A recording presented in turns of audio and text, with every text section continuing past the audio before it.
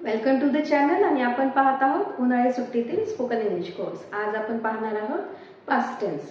Past टेन्सचे helping verb आपण already पाहिले आहे। तो व्हिडिओ जर तुम्ही पाहिला नसेल तर आधी तो पहा, त्यानंतर तुम्हाला आजचा व्हिडिओ पटकन समजेल। फर्स्ट आहे आपले वेगवेगळ्या प्रकारचे वाक्य। त्यातलं फर्स्ट आहे ती ग्रंथालयात वाचत होती। तर हे जे वाक्य आहेत आपण इंग्लिश मध्ये ट्रान्सलेट करणार आहोत। ते कसं केलं जातं हे आपण शिकतोय। सो फर्स्ट ऑफ ऑल तुम्हाला हेल्पिंग वर्ब्स माहित असणे गरजेचं आहे आणि आपण नेहमीप्रमाणे जी प्रोसिजर फॉलो करतो ती आजही करणार आहोत। पहिलं आपल्याला बघायचंय अक्षर काय, पहिलं शब्द काय आहे। पहिला शब्द आहे ती, असणार आहे आपला कर्ता। कर्त्यानंतर आपल्याला बघायचं आहे लास्ट वर्ड। इथे आपल्याला समजेल की हेल्पिंग वर्ब आपल्याला कुठलं यूज करायचं। सो या पद्धतीने आपण जातो। मागचा व्हिडिओ जर तुम्ही पाहिला नसेल प्रेझेंट टेन्सचा तर तो नक्की पहा। Then you will understand this very easily. Okay, so first शब्द आपल्याला बघायचा आहे तो आपला कर्ता असणार आहे। इंग्लिशमध्ये त्याला सब्जेक्ट म्हणतात। त्यानंतर लास्ट वर्ड बघायचा आहे तो असणार आहे आपला हेल्पिंग वर्ब। ओके, त्यानंतर येणार आहे क्रियापद। ते कुठलं आहे? वाचन। ते येणार आहे तिसऱ्या पोझिशनला आणि हा जो वर्ड आहे तो येणार आहे लास्ट। सो नेहमीप्रमाणे पहिला शब्द, त्यानंतर लास्ट आणि मग तो वाक्याचा प्रकार कितीही मोठा असला तरी आपल्याला रिटर्न येत आहे। तर most of the time translation करताना ही मेथड फॉलो केली जाते। सगळ्याच वाक्यांना लागू होईल असं नाही, पण बऱ्याचदा ही होते। ओके, पहिला आहे ती। ती म्हणजे इंग्लिशमध्ये आपण घेणार शी।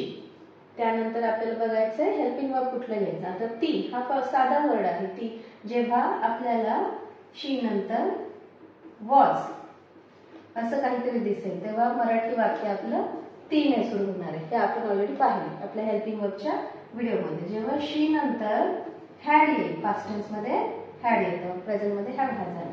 जेव्हा असं काही दिसेल तेव्हा आपल्याकडे वाक्याचा प्रकार बदलतो आणि तिच्याकडे किंवा तिला असं काहीतरी दिसतं। तर आपण इथे ती हा शब्द असल्यामुळे त्याच्यानंतर पास्ट टेन्स दाखवताना साधासा टू बीचा हेल्पिंग वर्ब घेणार आहोत जो आहे वॉज। हॅड कधी येणार? जेव्हा वाक्य तिच्याकडे किंवा तिला असं सुरू होईल। Okay, so this is how it is. So वाक्य आहे आपलं तीने सुरू होणार, शी नंतर वॉज येईल। वॉज का घेतलं? पास्ट टेन्स दाखवण्यासाठी। होती म्हणजे वॉज, त्याच्यानंतर वर्ब येणार आहे शी वॉज। वाचत म्हणजे रीडिंग। जेव्हा टू बीचं रूपानंतर एखादा वर्ब येतो तर त्याला आपल्याला आयएनजी लावायचं। शी वॉज रीडिंग। ग्रंथालयात म्हणजे ग्रंथालयात in the library. She was reading in the library. हे आपलं वाक्य रेडी आहे। So she was reading in the library म्हणजे ती ग्रंथालयात वाचत होती। ओके, नेक्स्ट आहे आमच्याकडे 3 वह्या होत्या। आमच्याकडे, आमच्याकडे म्हणजे इथे आता हा वर्ड आहे जो आपल्याला इथे दिसला। ओके, सो तिथे आहे हॅड। आमच्याकडे, आम्ही म्हणजे हा आहे फर्स्ट वर्ड। देन आपल्याला परत जायचं लास्ट वर्डला, पास्ट टेन्स दाखवतो हा आहे सेकंड वर्ड। 3 नोटबुक्स हा असणार आहे आपला last word. So this will be the last thing. हे एकत्रच घ्यायचं आहे 1 2 3। So we have 3 things. आमच्याकडे, आमच्याकडे आम्ही म्हणजे काय येणार आहे? वी। कडे म्हणजे होता, पास्ट टेन्स। कडे होता, पास्ट टेन्स दाखवण्यासाठी आपण काय घेणार? वी हॅड आणि 3 वह्या म्हणजे we had 3 notebooks. We had 3 notebooks. आमच्याकडे 3 वह्या होत्या। We had 3 notebooks. So this is how you can change it. जर साधंसं सेंटेन्स असेल ती, तो, आम्ही, ते हे सुरू होणार तर त्या कर्त्यानंतर वॉज किंवा वर येणार आहे। जर कडे किंवा ला असं काहीतरी थोडं बदल आहे कर्त्यामध्ये। मराठीचा जो कर्ता आहे तो साधा नाही, तो, ती नाही, त्याच्यामध्ये काहीतरी बदल झालाय। त्याच्याकडे, तिच्याकडे, आमच्याकडे किंवा आम्हाला, त्याला, तर आपल्याला काय घ्यायचंय? हॅड। Easy thing. ओके, पहिले 2 वाक्य। त्यानंतर आहे तिसरं प्रकारचं वाक्य, त्याला आपण त्याला। आता हे वेगवेगळ्या गोष्टींसाठी यूज होतं। नॉन लिव्हिंग थिंगसाठी, वस्तूसाठी पण यूज होतं। त्याला म्हणजे एखादा मुलगा आहे असं आपण कन्सिडर करू। तर हा आहे आपला कर्ता, हा असणार आहे पहिला शब्द। त्यानंतर ॲज युजुअल आपल्याला बघायचंय लास्ट। लास्ट काय आहे? Past tense. हा असणार आहे दुसरा शब्द। त्यानंतर रिटर्न यायचं. हे एकत्रितच आहे म्हणून ते तसंच घेणार आपण. हा आहे थर्ड वर्ब आणि काल हा असणार आहे फोर्थ वर्ब. ॲज युज्युअल आपण जसं फर्स्ट नंतर शेवटी जातो आणि मग आपल्याला रिटर्न यायचं ट्रान्सलेट करताना. सो इथेही आपण तेच करणार. फर्स्ट इज त्याला काल 2 मीटिंग होत्या. म्हणजे आपण कन्सिडर करू शकतो ही वस्तू नाही आहे, तो कोणीतरी व्यक्ती आहे. तर त्याला म्हणजे एखादा मुलगा असेल, पुरुष असेल, तर आपण तिथे काय यूज करणार? आपण काय यूज करतो? ही. ओके. त्याला, ला म्हणजे या प्रकारचं वाक्य आहे. तर आपण काय देणार इथे? ही नंतर हॅड येणार. हॅड. वॉज वर का नाही आलं? वॉज का नाही आलं? कारण वाक्याचा जो प्रकार आहे तो ने सुरू नाही झाला. जर वाक्य तो ने सुरू झालं असतं, तो वाचत होता, ही वॉज रीडिंग आलं असतं. ओके. जर त्याच्याकडे किंवा त्याला असं थोडा बदल दिसतो आपल्याला काय घेता येतं? ही नंतर हॅड घ्यायचं. Okay. He had 2 meetings.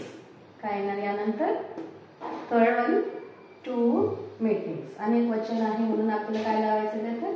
S लावणार आपण. He had 2 meetings. कधी? येस्टरडे. सो येस्टरडे हा वर्ड शेवटी ऍड केला तर बेटर, जेणेकरून आपलं जे ट्रान्सलेशन आहे ते प्रॉपर होईल.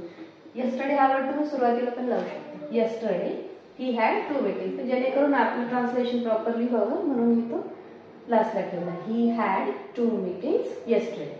सो हे हॅडचं वाक्य होतं. आपण कसं लक्षात घेतलं? हॅडचं आहे तो. वाक्याची सुरुवात जी आहे तो ने झाली नाहीये, त्याला किंवा त्याच्याकडे जरी आला असतं तरी आपल्याला ही नंतर हॅडच घ्यावं लागलं असतं. ओके. तर पुढचं वाक्य बघूया कशा प्रकारचं आहे. साधंच आहे. वाक्य सुरू झालंय तूने. तुला किंवा तुझ्याकडे, तुमच्याकडे, तुम्हाला असं वर्ड नाहीये. सो आपण काय घेणार आहोत? वॉज वर पैकी काहीतरी येईल. ओके. तो पहिला आहे आपला पहिला शब्द, तो येणार फर्स्ट पोझिशनला. त्यानंतर ॲज युज्युअल लास्ट बघायचं, पास्ट टेन्सच आहे. हा येणार आहे दुसरा शब्द. ओके. त्यानंतर रिटर्न यायचं, हा असणार आहे थर्ड वर्ड. आणि त्यानंतर ॲज युज्युअल ती ऍक्शन कधी घडली हे शेवटी टाकायचं, जेणेकरून ते पटकन तुम्हाला ट्रान्सलेट करता येतात. ओके. So let's see. तू. तू म्हणजे इंग्लिशमध्ये काय घेणार आपण यासाठी? आपण घेतो यू. एक वचन जरी असेल अनेक वचन जरी असेल, यू हे 2 अर्थ यूज होतं, एक वचन आणि अनेक वचन. सो एक वचन जरी असेल तरी आपण काय घेणार? आपण यूज घेणार. यू. त्यानंतर यू नंतर काय येतं? टू बीच्या रूपांमध्ये वॉज वर. वेअर नाही म्हणायचं त्याला, वॉज किंवा वर. सो आपण काय घेणार? वर. ओके. यू वर म्हणजे हा शब्द झाला सेकंड. आता थर्ड गैरहजर. गैरहजर means absent. You were absent. कधी? येस्टरडे. हा शब्द लास्टला तुम्ही ऍड करा म्हणजे प्रॉपरली आपलं ट्रान्सलेशन आपण जे रिटर्न येतो मागे जाऊन it will be done like that. Okay, so this is how you can translate some sentences of past tense easily into Marathi.